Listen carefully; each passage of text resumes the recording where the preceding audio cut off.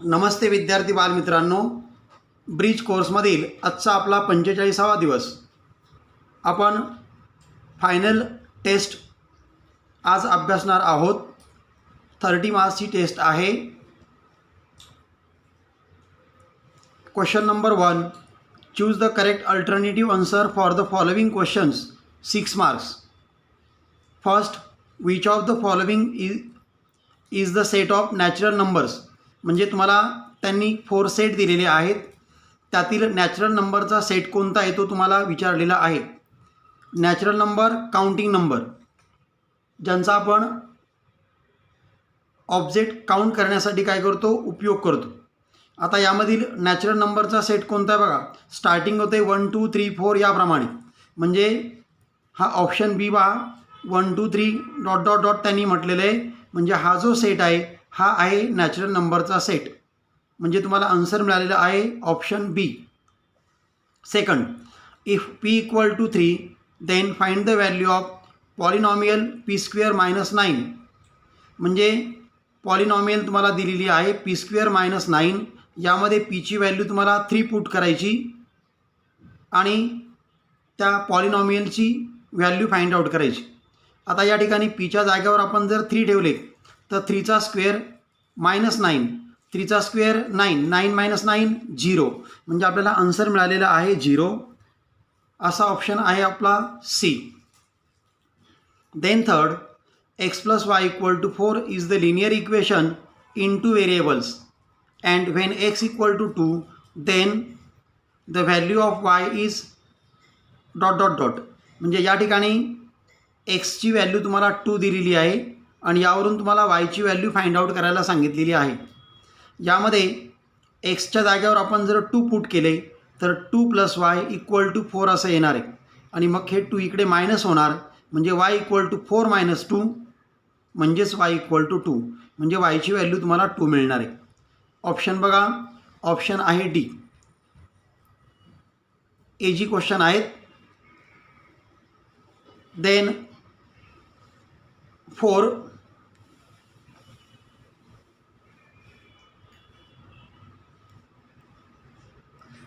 if all pair of adjacent side of a quadrilateral are congruent then it is called dot dot dot. म्हणजे all side congruent कुणाच्या असतात तर रॉम्बसच्या. If all pair of adjacent side, आता यांनी काय दिलं आहे, ॲडजसंट साईड कॉन्ग्रंट झाल्यात म्हणजेच तो आला आहे rhombus. If all pair of adjacent sides of a quadrilateral are congruent then it is called rhombus. म्हणजे या ठिकाणी ऑप्शन आपल्याला मिळालेला आहे D. Fifth, how many lines are determined by 3 distinct points. म्हणजे 3 तुम्हाला पॉईंट्स दिलेले आहेत आणि त्यातून किती लाईन पास होतात हे तुम्हाला विचारलेलं आहे. आता ते जे 3 पॉईंट आहेत ते कोलिनियर दिलेत की नॉन कोलिनियर दिलेत असं त्यांनी काही मेन्शन केलेलं नाही आहे. त्याच्यामुळे आपल्याला दोन्ही पण पॉसिबिलिटी विचारात घ्याव्या लागतील. समजा ते पॉईंट कोलिनियर आहेत अशा प्रकारे आणि मग यामधून एक लाईन पास होणार आहे. जर ते पॉईंट कोलिनियर नसतील म्हणजे नॉन कोलिनियर असेल तर अशी एक लाईन पास होईल, अशी एक लाईन पास होईल आणि अशी एक लाईन पास होईल. म्हणजे 3 लाईन पास होतील. म्हणजे एकतर 1 लाईन पास होईल और 3 लाईन पास होतील. आणि असा ऑप्शन आपल्याकडे आहे सी, 1 और 3. म्हणजे ऑप्शन आपल्याला मिळालेला आहे answer C. Then 6, if 2 sides of a triangle are 5 cm and 1.5 cm, the length of its third side cannot be. म्हणजे ट्रायंगलच्या 2 साईड तुम्हाला दिलेल्या आहेत आणि यातील ही एक साईड तुम्हाला दिलेली आहे. तर यातील कोणती साईड त्या ट्रायंगलची होणार नाही असं त्यांनी आपल्याला विचारलेलं आहे. ट्रायंगलच्या 3 साईड आपण अशा जर घेतल्या 5 1.5 3.7, त्यानंतर 5 1.5 4.1, 5 1.5 3.8, त्यानंतर 5 1.5 3.4. आता पहिला जर ग्रुप आपण घेतला 5, 1.5 आणि 3.7, यामध्ये 5 मोठे आहेत. त्यानंतर या ग्रुपमध्ये पण 5 मोठे आहेत, या ग्रुपमध्ये पण 5 मोठे आहेत आणि या ग्रुपमध्ये पण 5 मोठे आहेत. आणि मग स्मॉल साईड ज्या आहेत 2 साईड त्यांची सम करायची आणि त्यांची सम या 5पेक्षा मोठी यायला पाहिजे. म्हणजे 1.5 आणि 3.7 ची आपल्याला सम करायची. 1.5 आणि 3.7 ही सम 5पेक्षा मोठी यायला पाहिजे, ती येते. त्याच्यानंतर 1.5, 4.1 यांची सम 5पेक्षा मोठी येते. त्याच्यानंतर 1.5, 3.8 यांची सम 5पेक्षा मोठी येते. म्हणजे ह्या ट्रँगलच्या साईड चालतील लक्षात घ्या. म्हणजे थर्ड साईड जी आहे ती थर्ड साईड यापैकी असू शकते. आपल्याला त्यांनी विचारलं आहे की नसणारी साईड त्यांनी विचारली, कॅनॉट बी. आता यामध्ये 1.5 आणि 3.4 यांची आपण जर सम केली तर काय मिळेल बघा.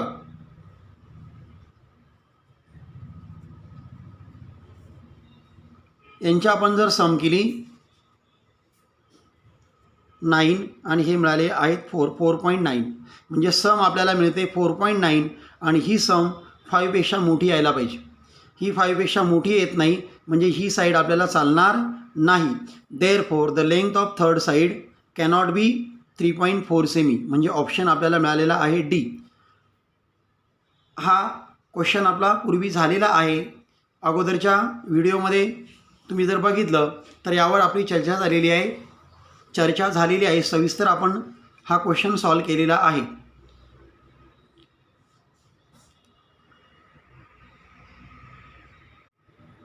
आणि मग या ठिकाणी आपल्याला ऑप्शन मिळालेले आहेत बघा. B, then C, D, D, C and D. हे ऑप्शन आपल्याला मिळालेले आहेत. हे लक्षात ठेवायचे आहेत. B, C, D, D, C, D. मी पुन्हा एकदा रिपीट करतो. B, C, D, D, C, D. आणि मग या ठिकाणी आपण क्वेश्चन 1 यामधील जे ऑप्शन आलेले आहेत ते राईट केलेले आहेत. B, C, D, D, C and D.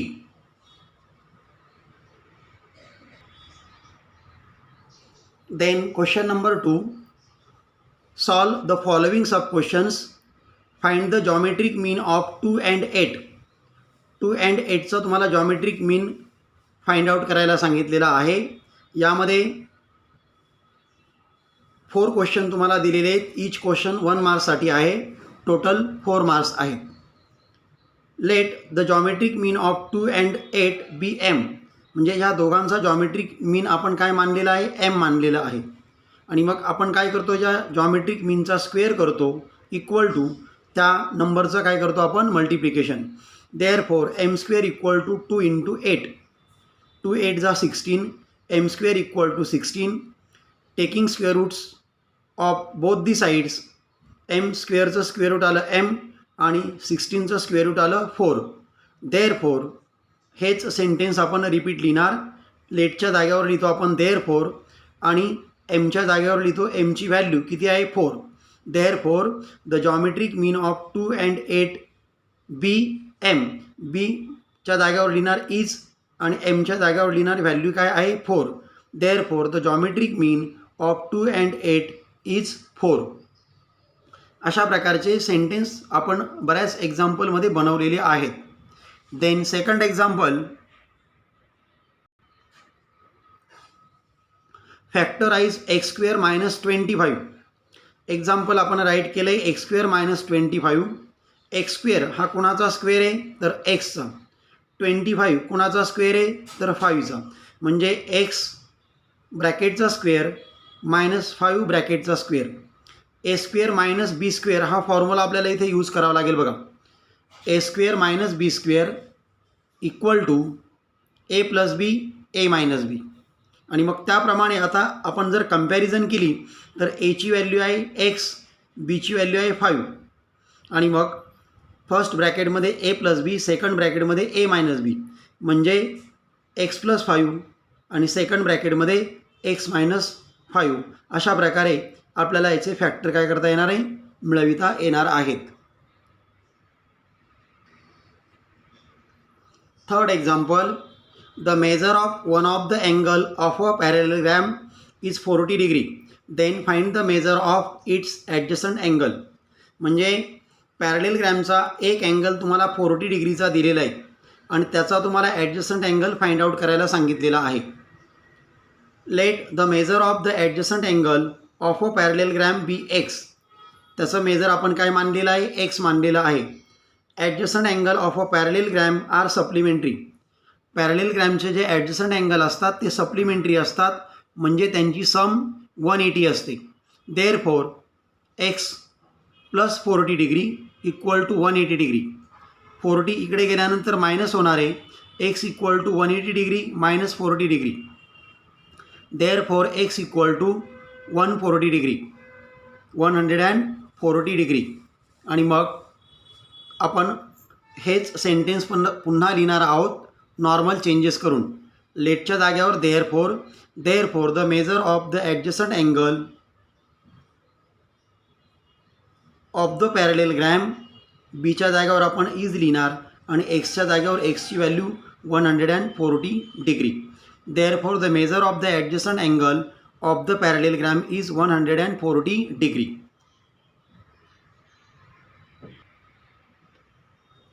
Then fourth question, in a triangle PQR, if angle R is greater than angle Q, then which of the following statement is true? Triangle PQR मध्ये तुम्हाला काय दिलं आहे, angle R हा मोठा आहे कोणापेक्षा, angle Q पेक्षा. आणि तुम्हाला विचारलं आहे का यापैकी कोणतं स्टेटमेंट ट्रू आहे. हे 4 स्टेटमेंट तुम्हाला दिलेले आहेत. QR is greater than PR, PQ is greater than PR, PQ is less than PR, QR is less than PR. आपण आता सॉल्व करणार आहोत. इथे मी फिगर ड्रॉ केलेली आहे ट्रायंगल PQRची. यामध्ये angle R is greater than angle Q, angle R is greater than angle Q दाखवलेलं आहे बघा. In triangle PQR angle R is greater than angle Q, angle R is greater than angle Q. याला reason आलं given.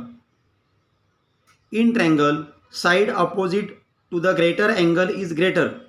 ट्रायंगलमध्ये जो angle मोठा असतो त्याच्या opposite side काय असते, मोठी असते. हा थेरम आपण बघितलेला आहे. In triangle side opposite to the greater angle is greater. आणि मग हा अँगल मोठा आहे म्हणजे याच्या अपोजिट साईड म्हणजे PQ. PQ is greater than, ह्या अँगलच्या अपोजिट साईड आहे PR, म्हणजे PQ is greater than PR. Angle R च्या अपोजिट साईड PQ आहे, is greater than angle Q च्या अपोजिट साईड PR आहे. आणि मग यामध्ये PQ is greater than PR म्हणजे ऑप्शन बी त्यांनी दिलेलं आहे बघा. PQ is greater than PR is a true statement. आणि हे काय आहे, मग ट्रू स्टेटमेंट आहे.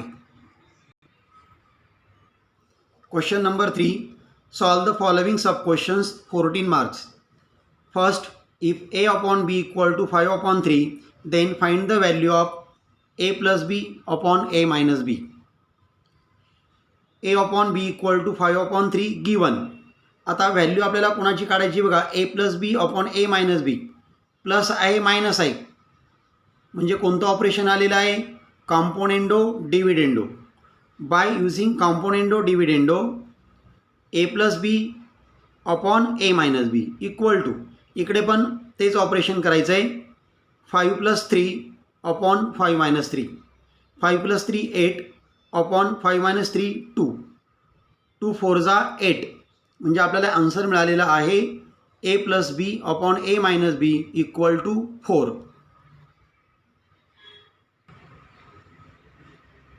Second question, write two solutions of the equation x plus y equal to 7. The solution of the equation x plus y equal to 7 are, म्हणजे x आणि yच्या अशा value घ्यायच्या का त्यांची सम 7 यायला पाहिजे.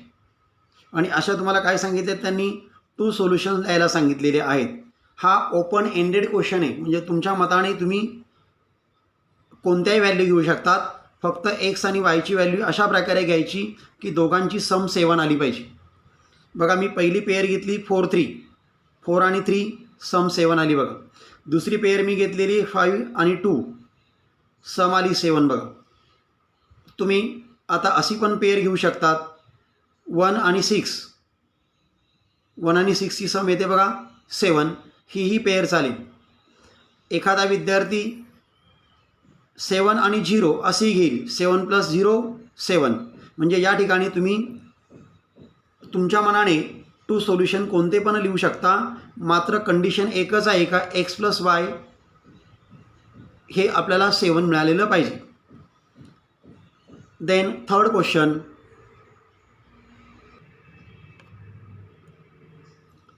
Find the factors of polynomial x² - 3x - 28.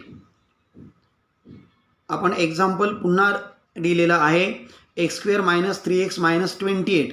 मग आपण काय करतो, -28चे फॅक्टर पाडतो. अशा प्रकारे फॅक्टर आपल्याला मिळाले पाहिजे की दोघांचं मल्टिप्लिकेशन आलं पाहिजे -28 आणि सम आली पाहिजे -3. आणि मग -28चे फॅक्टर आपल्याला पाडायचे.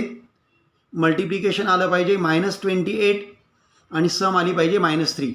आणि अशा प्रकारचे फॅक्टर आपल्याला मिळतात 4 and -7. बघा या दोघांचं मल्टिप्लिकेशन केलं तर किती मिळतं आहे, 7 4 जा 28. साईन अपोजिट आहे 2 नंबरचं, म्हणजे मल्टिप्लिकेशन येणार मायनस. त्यानंतर 4मधून 7 गेले आपल्याला मिळतात -3, म्हणजे हे फॅक्टर आपले बरोबर आहे. आणि मग मिडल टर्म स्प्लिट करायची आणि त्याच्या जागेवर आपल्याला 7x आणि 4x द्यायचे. x² - 7x + 4x - 28. 2 ग्रुप बनवायचे. हा एक ग्रुप झाला, हा एक ग्रुप झाला. या ग्रुपमधून x कॉमन मिळेल, म्हणजे ब्रॅकेटमध्ये राहणारे x - 7 प्लस या ब्रॅकेटमधून आपल्याला 4 कॉमन मिळणार आहे. इथे x आहे पण इथे x नाही आहे, त्याच्यामुळे x कॉमन मिळणार नाही. 4 कॉमन मिळाला तर या ठिकाणी आपल्याला मिळणार आहे x - 4 7 जा 28, म्हणजे इथे आपल्याला मिळणार आहे 7. पुन्हा हा ब्रॅकेट आणि हा ब्रॅकेट आपल्याला कॉमन निघणार आहे, म्हणजे x - 7 हा कॉमन गेला तर इथे राहिलं x, हा कॉमन गेला तर इथे राहिले 4, म्हणजे x + 4. म्हणजे तुम्हाला फॅक्टर मिळालेले आहेत x - 7 and x + 4. Then fourth question, find the value of 5 sin 30 + 3 tan 45. Example पुन्हा मी राईट केलं आहे. 5 sin 30ची व्हॅल्यू आहे 1/2 + 3 tan 45ची व्हॅल्यू आहे 1. हे आपण अगोदर अभ्यासलेले लक्षात घ्या. म्हणजे 5 1 जा 5/2 + 3 1 जा 3 याला डिनॉमिनेटर नाही आहे, म्हणजे आपण 1 मानू शकतो. आणि मग आपल्याला 2 आणि 1चा काढायचा आहे एलसीएम, तो मिळतो 2. कारण हा एक रॅशनल नंबर आहे, हा एक रॅशनल नंबर आहे. यांची सम करताना आपल्याला काय करावं लागेल, तर डिनॉमिनेटरचा एलसीएम काढावा लागेल, तो मिळतो 2. आणि मग क्रॉस मल्टिप्लिकेशन आपण करणार. 5 1 जा 5 + 2 3 जा 6 2 1 जा 2. यांची सम आली 11 11/2. ही मिळाली आपल्याला व्हॅल्यू.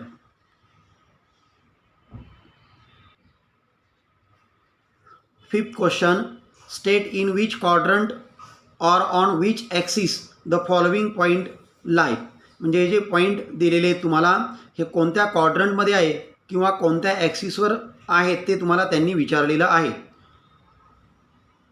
पहिला पॉईंट त्यांनी दिलेला आहे A 12 0, B -5 -2, हा सेकंड दिला.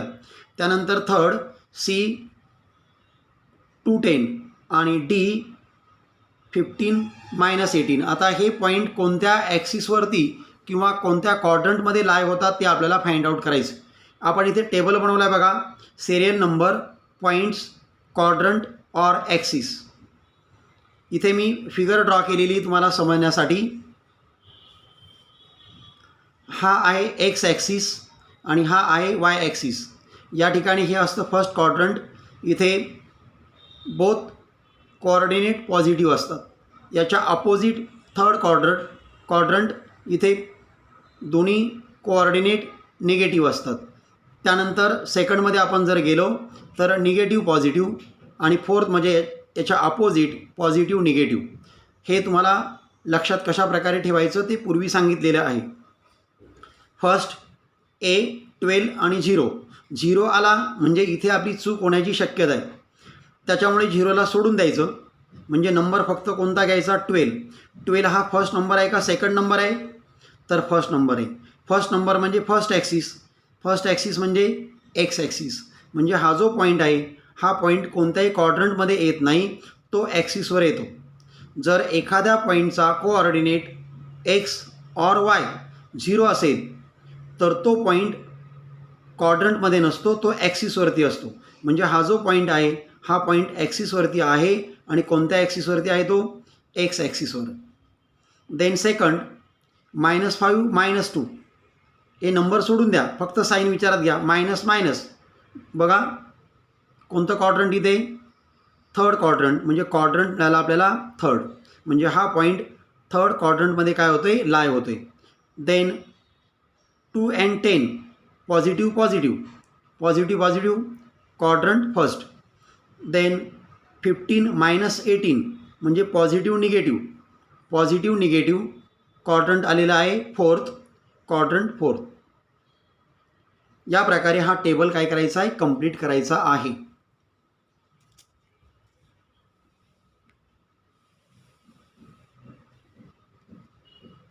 Then 6th question, radius of a circle is 10 cm. The length of a chord of a circle is 16 cm. Find the distance of the chord from the center. म्हणजे सर्कलची radius तुम्हाला 10 centimetre दिलेली आहे आणि कॉर्डची length तुम्हाला 16 centimetre दिलेली आहे. तर ती कॉर्ड सेंटरपासून किती अंतरावर आहे असं तुम्हाला विचारलेलं आहे. सर्कलची रेडियस 10 सेंटीमीटर आहे लक्षात घ्या आणि कॉर्डची लेंथ 16 सेंटीमीटर आहे. रेडियस 10 सेंटीमीटर आणि कॉर्ड 16 सेंटीमीटर. या ठिकाणी आपण फिगर ड्रॉ केलेली आहे सर्कलची. सेंटर पी घेतलेला आहे, cord A B.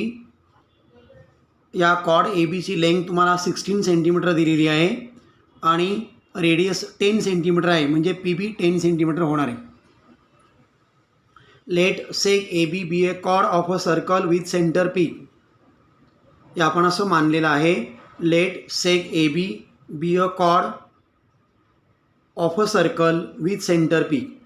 Sec P M perpendicular chord A B. Therefore P B equal to 10 centimetre and A B equal to 16 centimetre. कारण रेडियस तुम्हाला 10 सेंटीमीटर त्यांनी दिलेली आहे म्हणजे पी बी 10 सेंटीमीटर होणार आहे. कॉर्डची लेंथ तुम्हाला 16 सेंटीमीटर दिलेली आहे आणि मग त्यामुळे A B equal to 16 centimetre. A perpendicular drawn from the centre of a circle on its chord bisect the chord. हा थेरम आपण अभ्यासलेला आहे. परपेंडिक्युलर हा जर ड्रॉ केला असेल कॉर्डवर तर तो काय करतो ह्या कॉर्डला बायसेक्ट करतो म्हणजे त्याचे 2 इक्वल पार्ट करतो. ए बी 16 आहे म्हणजे हे येणारे 8 आणि हे पण येणारे 8 म्हणजे एम बी ए बीच्या हाफ येणार आहे. Therefore M B equal to 1/2 A B.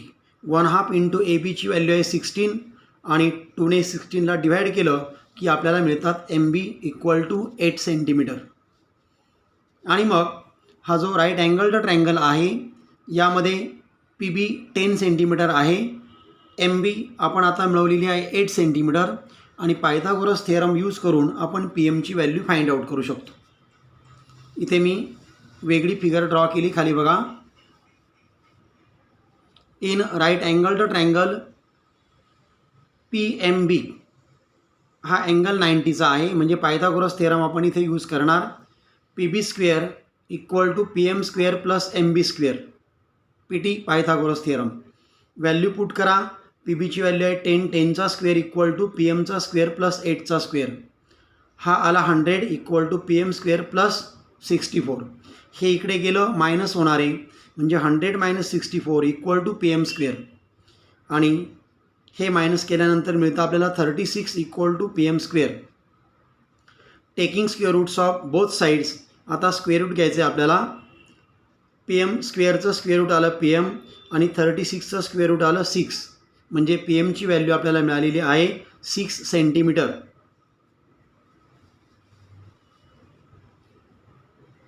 Therefore, the distance of the chord from the center of the circle is 6 centimetre. म्हणजे ती जी कॉर्ड आहे ती कॉर्ड सेंटरपासून किती अंतरावर आहे तर 6 सेंटीमीटर. आणि मग म्हणून आपण लिहिलं आहे the distance of the chord from the centre of the circle is 6 centimetre.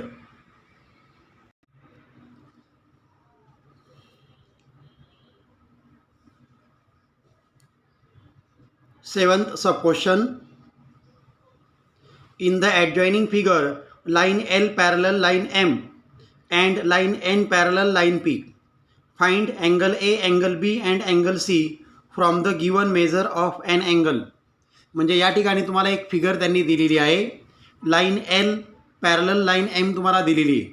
त्यानंतर line N parallel line P दिलेली आहे आणि हा अँगल 45चा आहे आणि तुम्हाला विचारलं आहे angle A, angle B and angle C. हा अँगल एक्स आपण मानलेला आहे. Let the corresponding angle of 45 degree B X. 45 डिग्रीचा जो करस्पॉन्डिंग अँगल आहे तो आपण एक्स मानलेला आहे. करस्पॉन्डिंग अँगल आपण कोणाला म्हणतो, ट्रान्सव्हर्सलच्या एकाच साईडचे अँगल घ्यायचे आणि 1 बाय 1 घ्यायचं. म्हणजे 1 घेतला का सेकंडला आपण सोडून देतो, थर्ड घेतो. म्हणजे 1 हा सेकंड सोडला म्हणजे हा थर्ड, म्हणजे करस्पॉन्डिंग अँगल आहेत. आणि 2 पॅरलल लाईनला जर ट्रान्सव्हर्सल इंटरसेक्ट करत असेल तर करस्पॉन्डिंग अँगल कॉन्ग्रंट असतात. याला आपण म्हणतो corresponding angle theorem. Corresponding angle theorem. Let the corresponding angle of 45 degree B X. Line L parallel line M and line P is their transversal. Line L parallel line M and line P is their transversal. Therefore angle x equal to 45 degree. याला reason आलं आहे corresponding angle theorem. Then angle A and angle X हे linear पेअरमधील angle आहे बघा. म्हणजे ह्या दोघांची सम येणार आहे 180 डिग्री. अँगल ए आणि अँगल एक्स हे लिनियर पेअर फॉर्म करतात आणि मग angle A plus angle X equal to 180 degree. Angles in a linear pair. Angles in a linear pair. एची व्हॅल्यू माहिती नाही प्लस एक्सची व्हॅल्यू 45 इक्वल टू 180. हे मायनस झालं पलीकडे गेल्यानंतर. Angle A equal to 180 minus 45. Therefore angle A equal to 135 degree. म्हणजे angle A तुम्हाला मिळालेला आहे. अजून तुम्हाला अँगल बी आणि अँगल सी त्यांनी फाइंड आउट करायला सांगितलेला आहे. अँगल ए आणि अँगल बी हे अपोजिट अँगल आहेत आणि अपोजिट अँगल कॉन्ग्रंट असतात. अपोजिट अँगल कॉन्ग्रंट असतात म्हणजे एची व्हॅल्यू आहे 135 डिग्री तर बीची व्हॅल्यू पण मिळणार आहे तुम्हाला 135 degree. Because opposite angles are congruent. Opposite angles are congruent. Therefore angle B equal to angle B equal to angle A. Angle B equal to angle A equal to 135 degree. त्यानंतर तुम्हाला angle C त्यांनी find out करायला सांगितलेला आहे. ह्या parallel line आपण विचारात घ्यायच्या आता एन आणि पी आणि त्यांची ट्रान्सव्हर्सल एम मानायची. ह्या पॅरलल लाईन आहेत आणि ही ट्रान्सव्हर्सल घेतली तर हे अँगल येतात करस्पॉन्डिंग अँगल. परत करस्पॉन्डिंग अँगल कॉन्ग्रंट येणार आहे म्हणजे बीची व्हॅल्यू 135 डिग्री आहे तर सीची व्हॅल्यू पण 135 डिग्री आपल्याला मिळणार आहे. आणि मग लिहिणार कसं आपण, line N parallel line P and line M is their transversal. बघा, line N parallel line P and line M is their transversal. Therefore angle C equal to angle B equal to 135 degree corresponding angle theorem. Therefore angle C equal to angle B equal to 135 degree corresponding angle theorem.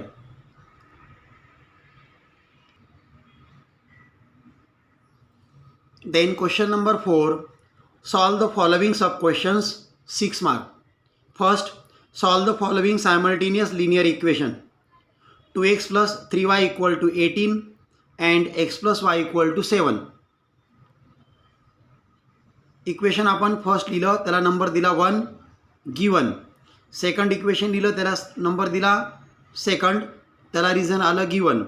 आता या ठिकाणी आपण व्हेरिएबलचा जर विचार केला तर Y आहे, कोएफिशियंट इथे 3 आहे, इथे 1 आहे, म्हणजे इथे आपल्याला 3 करणं गरजेचं आहे. म्हणजे इथे 3 जर आला तर 3 आहे बघा, आणि मग आपल्याला काय करावं लागेल, दोघांची सबस्ट्रॅक्शन करावी लागेल. किंवा या ठिकाणी 2 आहे तर या ठिकाणी 2 पाहिजे, म्हणजे इथे 2 नाही आहे, म्हणजे इथे 2नी मल्टिप्लाय करून घ्यावं लागेल.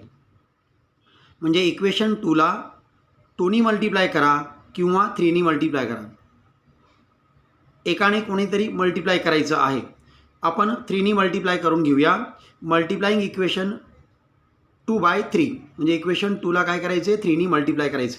Therefore 3x + 3y = 3 × 7 = 21. आणि मग हे इक्वेशन आपल्याला 3 मिळालेलं आहे.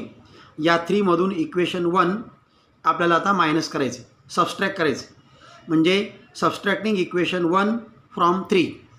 आता 1ला 3मधून मायनस का करायचं, तर मी तुम्हाला सांगितलं आहे काय का मोठ्या इक्वेशनमधून छोटं इक्वेशन मायनस करायचं. हे कशावरून ठरवायचं, तर या नंबरवरून. पूर्वी हे तुम्हाला समजून दिलेलं आहे, म्हणजे 3मधून 1 मायनस करणं आपल्याला इझी जाणार आहे. आणि मग सबस्ट्रॅक्टिंग इक्वेशन 1 फ्रॉम 3, आणि मग 3 नंबरचं इक्वेशन आपण लिहिलेलं आहे 3x + 3y = 21. आणि यातून मायनस करायचं आहे इक्वेशन 1, म्हणजे 2x + 3y = 18. हे साईन चेंज होणार, मायनस इथे पण मायनस, इथे पण मायनस.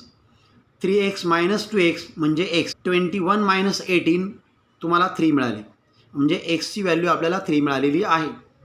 आता ही व्हॅल्यू आपण इक्वेशन 3मध्ये, इक्वेशन 2मध्ये किंवा इक्वेशन 1मध्ये पुट करायची आणि वायची व्हॅल्यू फाइंड आउट करायची.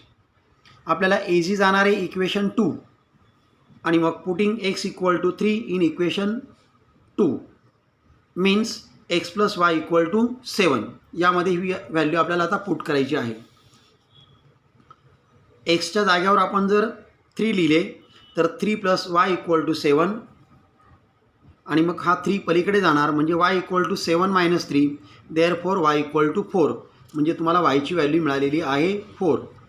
एक्सची व्हॅल्यू आपल्याकडे आलेली आहे 3 अगोदर, आणि yची व्हॅल्यू आता आपल्याला मिळालेली आहे 4. Therefore xy = 3, 4 is the solution of given simultaneous equation. म्हणजे हे सायमल्टेनियस इक्वेशनचे काय आहेत, हे सोल्युशन आपल्याला मिळालेलं आहे 3, 4. Then second question, in right angled triangle YXZ, angle x = 90 degree, xz = 8 semi, yz = 17 semi. Then find the value of sin y, cos y, tan y, sin z, cos z and tan z. ह्या value आपल्याला find out करायच्या आहेत. हा right angled triangle आहे YXZ, त्यामध्ये angle x हा 90चा आहे, म्हणजे या ठिकाणी आपण पायथागोरस थिअरम यूज करू शकतो. हा आहे हायपोटेन्यूज, ही एक साईड तुम्हाला दिलेली आहे, त्यावरून ही साईड आपल्याला मिळणार आहे. In right angled triangle YXZ, angle x = 90 degree given. Therefore YZ² = XZ² + XY², reason Pythagoras theorem. Therefore YZ² = XZ² + XY². YZची व्हॅल्यू आहे 17, 17चा स्क्वेअर = XZची व्हॅल्यू आहे 8, 8चा स्क्वेअर + XYचा स्क्वेअर.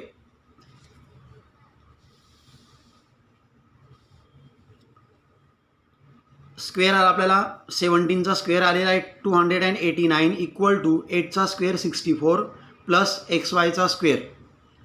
289 - 64 हे मायनस होणार = XY². यातून हे मायनस केलं का 225 = XY². Taking square roots of both sides, XY = तुम्हाला मिळणारे 15 युनिट त्यांनी दिलेलं आहे centimetre, therefore X Y equal to 15 centimetre. म्हणजे या ठिकाणी एक्स वायची व्हॅल्यू आपल्याला मिळालेली आहे 15, ही आहे 17 आणि ही आहे 8. आणि मग आपण आता रेशो फाइंड आउट करणार आहोत. By the definition of trigonometric ratios, sine Y equal to, आता अँगल वायची व्हॅल्यू आपल्याला फाइंड आउट करायची. Sine Y opposite side upon hypotenuse, म्हणजेच X Z upon Y Z, X Z upon Y Z equal to 8/17. याला reason आलं opposite upon hypotenuse. Then cos Y equal to काय, adjacent upon hypotenuse, म्हणजे X Y upon Y Z, X Y upon Y Z equal to 15/17. Reason adjacent upon hypotenuse. Then tan Y opposite upon adjacent, opposite upon adjacent, therefore X Z upon X Y, X Z upon X Y equal to 8/15 opposite upon adjacent. आता हे angle वायचे आपण ratio find out केले. आता angle झेडचे करायचे.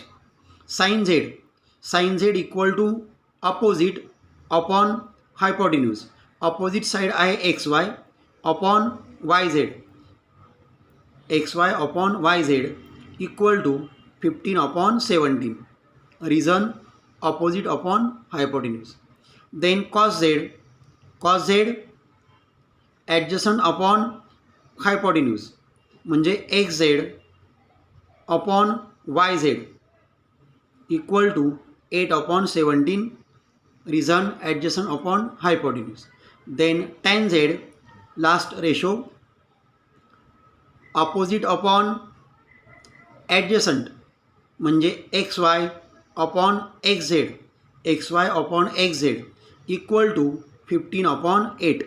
Reason opposite upon adjacent. अशा प्रकारे हा सम सॉल्व करायचा आहे. या ठिकाणी आपली टेस्ट कंप्लीट झालेली आहे. हे सर्व एक्झाम्पल तुम्ही अभ्यासायचे आहेत. थँक्यू.